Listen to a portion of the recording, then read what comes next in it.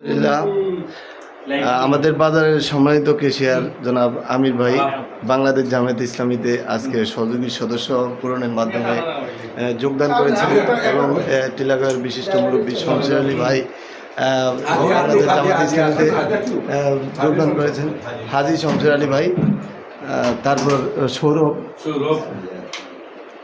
বাজারের ব্যবসায়ী সৌরভও যোগদান করেছেন। তো একটু প্রতিক্রিয়া জানতে চাই আর কি।